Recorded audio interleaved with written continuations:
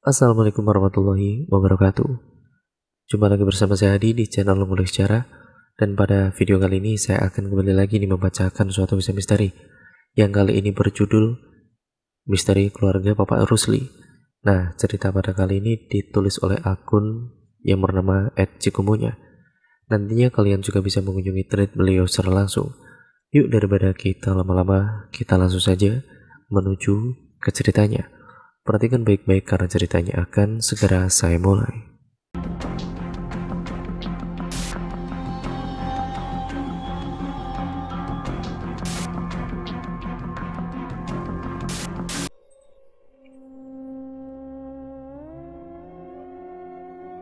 Misteri keluarga Papa Rusli.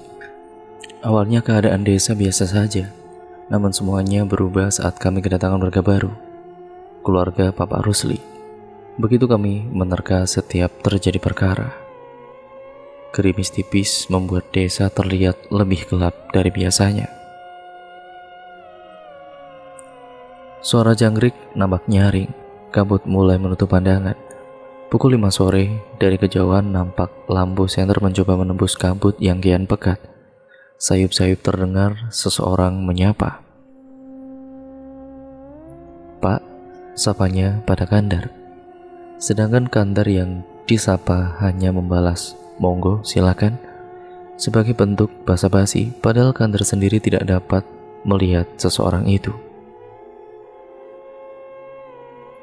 Setelahnya seseorang itu pun terus berjalan, tidak ada yang terlihat dari keluarga itu, hanya lampu senternya saja yang terlihat. Kalau dihitung dari sinar senter yang menyala jumlahnya kira-kira 5 orang. Arah senter itu menuju ke atas bukit.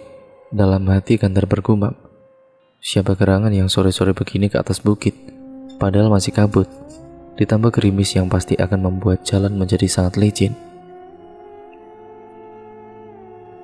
Malam berganti pagi, kabut tipis masih tersisa. Rupik keluar rumah sembari membawa celurit hendak ke bukit mencari talas untuk dibuat keripik. Dibangunkannya suaminya untuk bergegas ke sawah. Pak, bangun Pak. Udah pagi Pak, segera ke sawah," kata Rupik sembari mengguncang-guncangkan tubuh suaminya. Kandar nampak mengerjap-ngerjapkan matanya, setelahnya mengambil cangkul lalu bergegas ke sawah juga. Setelah suaminya pergi, Rupik juga bergegas pergi ke bukit. Suasana bukit masih penuh embun sisa hujan, namun ada yang berbeda. Saat Rupik sudah masuk jauh ke dalam bukit, nampak pagar dibangun di sepanjang jalan. Jadi di bukit ini, tadinya hanya ada satu jalan setapak saja menuju air terjun desa, di mana di sana warga desa sering memancing ikan juga mencari ubi talas. Namun kali ini jalan nampak bercabang dengan satu jalan lain diberi pagar dari batang pohon. Loh, kemarin aku kesini belum ada pagarnya. Kapan bangunnya? Terus sudah ditanami bunga juga, batin Rupik. Melihat bunga mawar merah menjalar di pagar kayu tersebut, karena penasaran Rupik pun mengikuti pagar itu. Dirinya berjalan dan terus berjalan hingga akhirnya mendapati rumah yang begitu besar dengan semua bangunan terdiri dari kayu. "Walah Gusti, bagus sekali," gumam Rupik. "Bu," panggil seorang perempuan dari belakang, membuat Rupik sedikit kaget diamatinya perempuan yang sangat ayu tersebut. Kulit putih seperti awan, rambut panjang hitam pekat, dengan bibir mungil dan mata bening, membuat Rupik terperangah dalam beberapa detik. Ngapunten," ucap Rupik setelah tersadar. Dirinya sungkan karena merasa lancang karena berani masuk kawasan orang yang asing, hingga ketahuan yang punya rumah.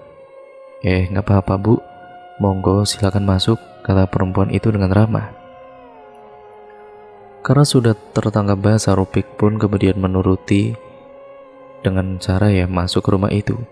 Dipersilakannya Rupik untuk duduk di kursi rotan tepat di teras rumah.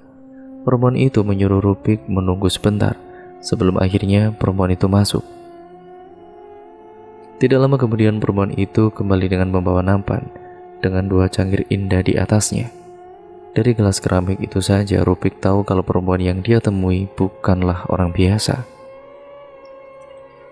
Maaf, Anda ini siapa ya? Tanya Rupik sembari menundukkan wajahnya. Saya Arum, Bu. Lalu ibu ini pasti warga desa seberang kan? Tanya Sekar setelah meletakkan 2 gelas keramik di atas meja. Silakan diminum, Bu, kata Arum lembut. Namanya Indah, puji Rupik. Duh Arum, tinggal di sini dari kapan? Tanya Rupik lagi. Saya tinggal di sini dari semalam, Bu, jawab Arum sembari mendekatkan teh itu ke Rupik supaya teh itu lekas diminumnya. Pantesan kemarin saya kesini tidak ada orang, belum ada pakarnya juga, masih belantara, jawab Rupik tanpa memikirkan apa yang baru saja dia katakan. Ibu mau bekerja di sini? Tanya Arum memotong pembicaraan. Rupik nampak berpikir sejenak, lalu memandang Arum dengan tatapan penuh harap. Mau, Duk, kerja sebagai apa? Tanya Rupik yang nampak semangat. Masak, Bu, sembari bersihin rumah, jawab Arum dengan ramah. Iya mau, jawab Rupik, dan kalau mau ya besok ibu kesini ya, Bu, mulai bekerja, kata Arum. Enggak, besok pagi, ya pagi-pagi sekali saya kesini deh, jawab Rupik dengan semangatnya. Setelah meneguk habis tehnya, Rupik kemudian bergegas pula. Tidak lupa dibawanya celurit yang tadi dia sandarkan pada tembok dekat kursi rotan. Dirinya tidak sabar ingin segera mengatakan kabar baik pada suaminya. Pak, panggil Rupik setelah sampai di ambang pintu rumah. Ada apa sih, Bu? Loh, keladinya mana? Tanya Kandar dengan bingung, melihat istrinya pulang dengan tangan kosong. Aku tadi ke hutan, lalu lihat pagar bunga dengan jalan setapak. Saat ku ikuti jalan itu, ternyata sebuah rumah besar terlihat. Aku yakin, Pak, itu rumahnya orang kaya. Pemiliknya juga sangat cantik. Aku ditawari bekerja mulai dari besok, jawab Rupik. Kamu tuh lo ngelindur apa gimana? Orang di hutan mana ada rumah yang kamu bilang itu? Ada, Pak, ada. Aku lihat pakai biji mata kepalaku sendiri, jawab Rupik bersikeras. Nggak mungkin. Orang minggu lalu waktu aku benerin air yang mampet juga nggak lihat apa yang kamu lihat kok, Bu. Ya iya sih, Pak. Kemarin aku juga nyari keladi nggak dapat apa-apa dan nggak ada apa-apa di situ. Tapi aku tidak mungkin salah lihat, Pak. Memang ada kok rumahnya. Bahkan aku mampir dan dibikinin minum, sampai ditawarin kerja juga, jawab Rupik masih yakin dengan apa yang dia lihat. Kamu itu ngelamun mungkin. Sudah masak sana, jawab Kandar yang masih meragukan apa yang istrinya lihat itu. Pokoknya besok aku akan tetap ke sana dan mulai bekerja, jawab Rupik sembari beranjak dari tempat duduknya. Menutup malam dengan penuh harap. Semoga esok dirinya memang benar-benar mendapatkan pekerjaan itu. Pagi masih buta tanpa bias cahaya dari surya. Rupik sengaja bangun lebih pagi untuk membuat sarapan untuk suaminya. Membuat Kandar bergegas bangun saat asap tungku mulai memenuhi segala ruangan. Bu, beneran mau ke rumah itu? Yakin kalau kamu nggak ngelindur waktu lihat rumah itu, Bu? Tanya Kandar memastikan lagi.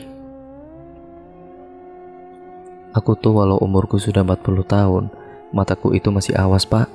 Masa iya rumah segede itu nggak kelihatan di mataku?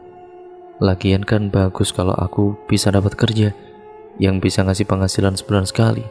Lumayan buat benerin rumah. Kesal Rupik saat harus menjelaskan kembali apa yang dia lihat kemarin. Ya sudah, asal sebelum gelap kamu harus sudah pulang, kata Kandar sembari mengasah parangnya, membuat keadaan kembali hening. Saat matahari perlahan-lahan mulai kelihatan, Rupik bergegas ke bukit setelah memastikan makanan sudah tersedia di atas meja.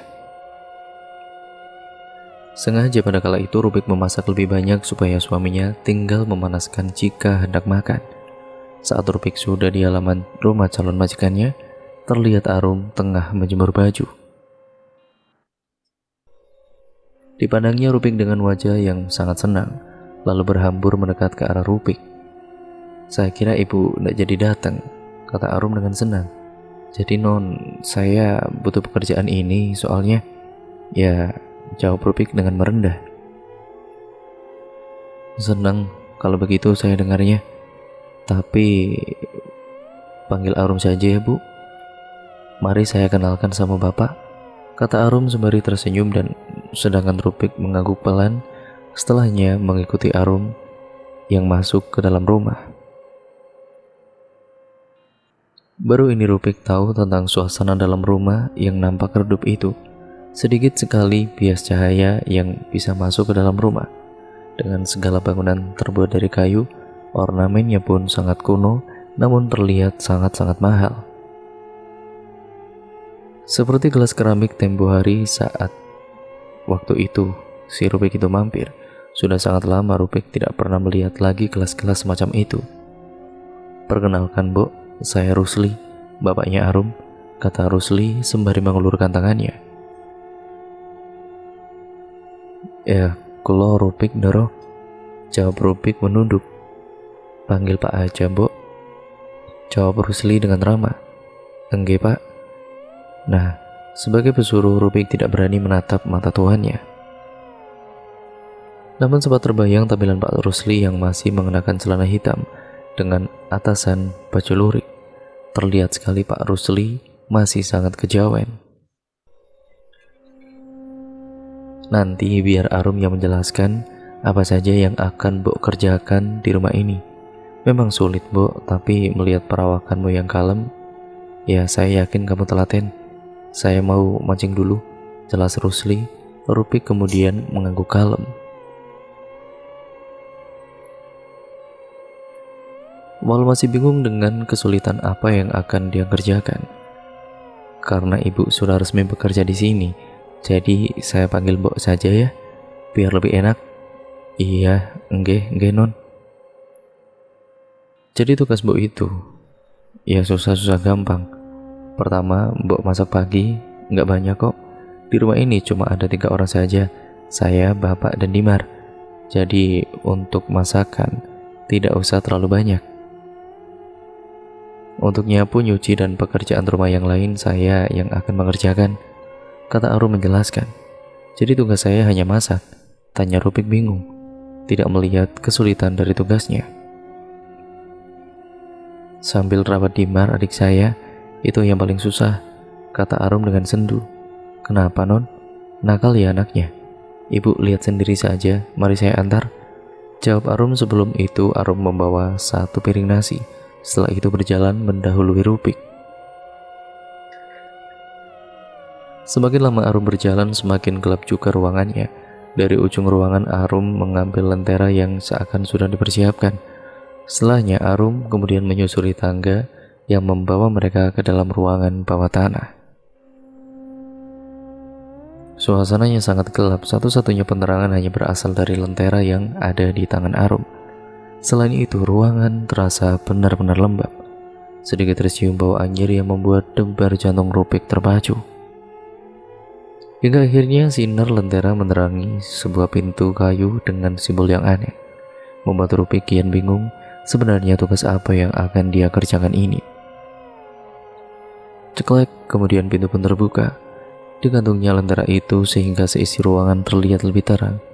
Mata Rupik terfokus pada sebuah box bayi yang berukuran lebih besar, hingga rasanya box itu bisa ditiduri oleh orang dewasa. Kak, panggil seseorang dari dalam box. Iya dek, jawab Arum sembari mendekat ke arah box. Gimana tidurnya? Nyenyak? Ibu Arum dan lapar, rintih anak di dalam box itu. Iya sebentar ya, jawab Arum dengan suara yang lembut. Sini Mbok, panggil Arum, membuat Rupik berjalan mendekat. Jalan Rupik terasa berat karena bau anyir semakin menyeruak. Ditambah banyak sekali lalat hijau yang hinggap di mana-mana, membuat badan Rupik bergetar hebat. Namun karena perintah juga karena rasa penasaran, diseretnya kaki yang kian berat dirasa itu. Toh tuannya saja tidak bereaksi geli atau semacamnya. Mungkin saja anak yang ada di box itu hanya sakit keras hingga aromanya anyir. Aduh Gusti, pakai kerupik saat melihat sosok yang tengah tidur di ranjang. Rupik memejamkan matanya, tidak kuasa menahan takut tentang apa yang baru saja dilihatnya. Geli ya mbok? Adik saya memang terlahir demikian. Ibu saja sampai kabur karena tidak kuasa melihat anaknya sendiri, kata Arum sendu. Kalimat yang keluar dari mulut Arum membuat Rupik kasihan. Dibukanya matanya, memandang Dimar lebih jelas lagi. Ini teluh non, jawab Rupik melihat kondisi Dimar.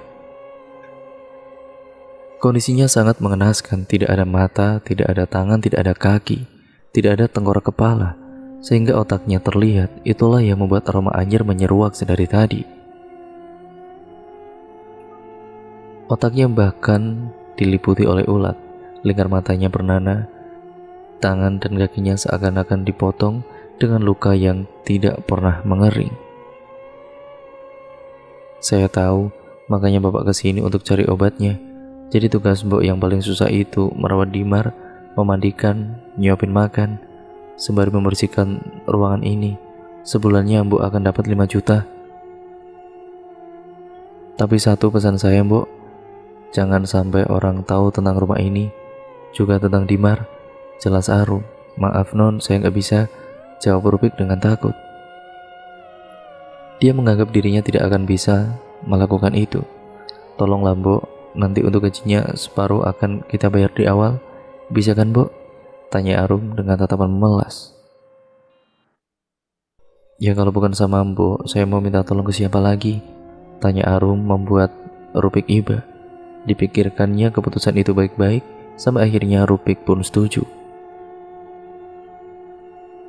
Saya mau, tapi saya hanya bekerja sampai jam 5 sore. Sebelum gelap saya harus pulang, jawab Rupik. Dan gak apa-apa mbok, gak masalah, jawab Arum dengan senang. Kandar memandang istrinya bingung. Aneh, sedari istrinya pulang tidak ada kata-kata yang menggebu-gebu seperti saat Rupik menceritakan tentang rumah itu. Setiap ditanya, jawabannya pasti singkat. Padahal seharusnya Rupik senang karena saat pulang Rupik sudah mengantongi uang sebesar 2,5 juta rupiah. Padahal uang itu cukup besar untuk ukuran pesuruh, apalagi di desa terpencil seperti desanya. Apalagi itu masih separuhnya. Kenapa toh bu? Katanya kamu senang kerja di sana. Kok kamu dari tadi ditanya singkat-singkat terus jawabannya? Tanya Kandar penasaran. Sebenarnya aku senang. Orang yang tinggal di sana itu orang baik semua, tapi ada hal yang bikin aku takut, jawab Rupik. Ada apa toh bu? Takut apa? Tanya Kandar kian bingung. Bapak percaya teluh? Tanya Rupik sembari menatap suaminya lekat-lekat. Kandar nampak kaget mendengar apa yang ditanyakan istrinya. Dari gerak-gerik Rupik seperti membingungkan. Pas ditanya juga reaksinya semakin membuat Kandar tidak mengerti. Percaya kenapa nanyain itu? Tanya Kandar. Tadi tong tong tong. Suara kentongan membuat Rupik menghentikan kata-katanya. Dia bergegas keluar rumah untuk tahu apa yang membuat kentongan itu sampai berbunyi. Ono apa toh? Tanya Rupik setelah mendekat ke pos ronda. Anaknya Pak Kades meninggal, jawab salah satu warga. Yang mana? Tanya Kandar ikut prihatin. Yang sulung, Yoga, meninggal karena terpeleset waktu memancing di air terjun, jawab warga menjelaskan. Wala Gusti, gumam Rupik. Bergegas Kandar menutup pintu rumah, lalu bersama warga lain menuju ke kediaman Pak Kades. Sedang Rupik sudah lebih dulu ke sana, namun Kandar terkejut saat melihat sayup-sayup Nonok tengah menatapnya tajam. Ya, orangnya balik. Bawa hal buruk, hahaha.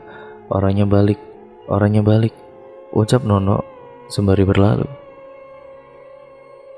Wong edan, ucap Kandar dengan kesal, lalu bergegas ke rumah Kades. Saat sudah sampai di kediaman Pak Kades, Kandar berpapasan dengan warga lain yang sudah membawa cangkul.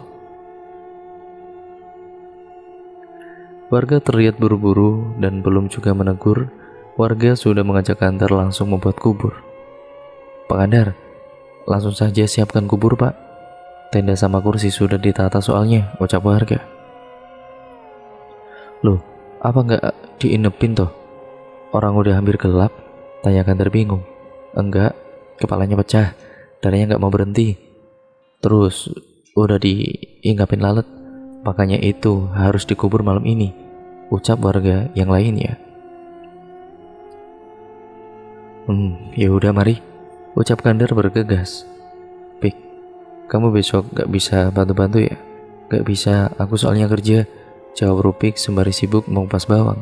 "Kerja apa?" "Ya nyari talas toh, tapi sore aku akan langsung ke sini. Tenang aja," ucap Rupik. "Ya udah, kasihan lo Yoga, pamitnya mancing tapi kepleset sampai kepalanya pecah," ucap Ina prihatin. "Udah nasibnya nah, makanya anak kamu jangan boleh main ke air terjun sendirian," ucap Rupik. Enggak bakal tak bolehin," ucap Ina yang hanya dibalas anggukan kecil dari Rupik. Sedangkan itu, Kandar tengah bergegas ke kuburan. Hari sudah mulai gelap. Satu-satunya cahaya hanya dari lampu senter yang dia bawa, itu pun dipinjemin warga.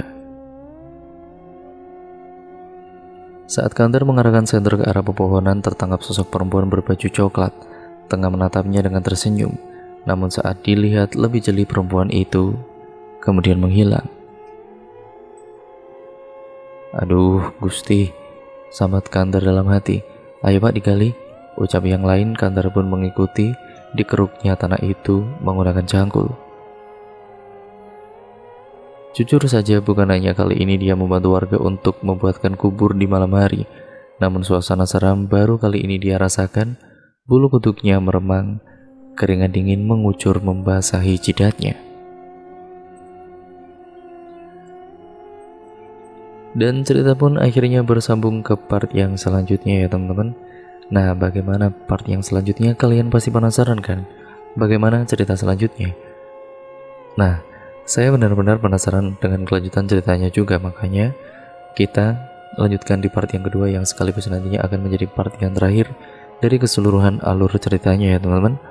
Terima kasih yang sudah support channel ini sampai sekarang ini, dan jangan lupa untuk subscribe untuk kalian yang belum, dan nyalakan tombol lonceng notifikasinya agar kalian tidak ketinggalan video terbaru selanjutnya dari channel ini.